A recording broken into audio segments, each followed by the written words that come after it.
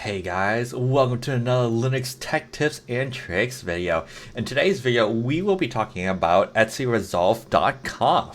resolv.conf is a nice file that actually pretty much helps you figure out kind of setting your DNS for your server and what domains it would search for, so you don't have to necessarily do all fully qualified domain names when you have to reach another host. So the file is really kind of one of your basic first things to do when you install, and make sure that you kind of edit and set up. So this video is also sponsored by me, myself, and I. So if you enjoy the content, want to sponsor me or send me some free swag or hardware, my email is in the description below. So let's get started, guys. So we're going to turn on, we're going to SSH to one of our servers that we have already created. So we'll probably just do our Cloud Beaver server here, .dragon.local. So the first thing here to note is essentially pretty much in any Linux system, it doesn't actually matter what flavor you're using, there's most likely going to be an resolv.conf or some sort of version of this. So this file is actually automatically generated by our network manager. So when we configured our static IP and everything that we wanted to do with the server, there's also configuration in there that comes into this. So if we were to also look at our network configuration, network scripts, EFCFG, we can see down here that we've set DNS to point to our DNS server, and we've also set the domain to be dragon.local. So say, for example, we were to add a second DNS server, right? So if we were to add it, we would want to actually add it in here, because whenever the network gets restarted, we would want to add it in here. So for all intents and purposes, we could add Google's DNS, right? And then we would actually restart network manager.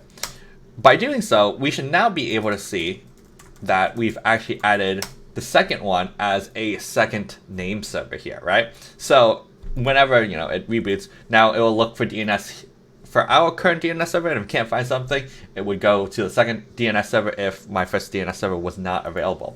So that is essentially how it gets set up to figure out what DNS server to use for the machine.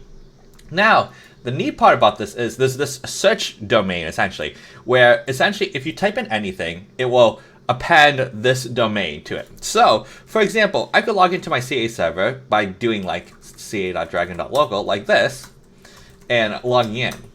But the neat thing about this is, with the search domain in resolv.conf, it's already has the dragon.local. So I could also just do sshca, and it will automatically assume dragon.local afterwards, right?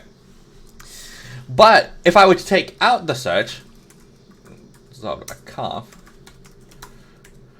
and we can see. Oh, actually, it won't work because, okay, wait 1 second. By resolv, sysconfig network script.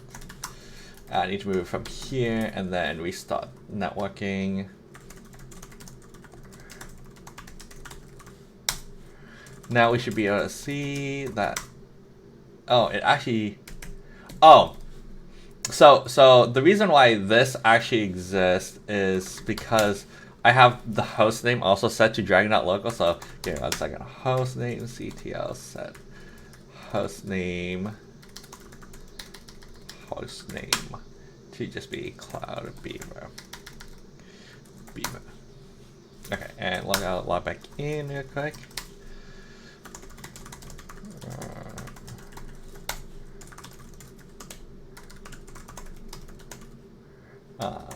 Cat resolv.conf. Okay, so now the search domain isn't there. So because I had the server name also have the domain name, it would actually also look for it. But in this case, now if we were to SSH to CA, it doesn't resolve because it doesn't automatically append it, and you have to actually do the fully qualified domain name. So if you already know what domain that you want or are using in your network, you would want to set the domain in your sysconfig network scripts on your interface. And domain equals dragon.local. So that it essentially is used for anything, so that you can just easily network manager, and we can just now SSH to CA. So essentially, it's kind of a neat way to just not need to use fully qualified domain names, so you don't have to type it all completely, and you can just easily just use CA or whatever else you have, and then it'll just always append dragon.local.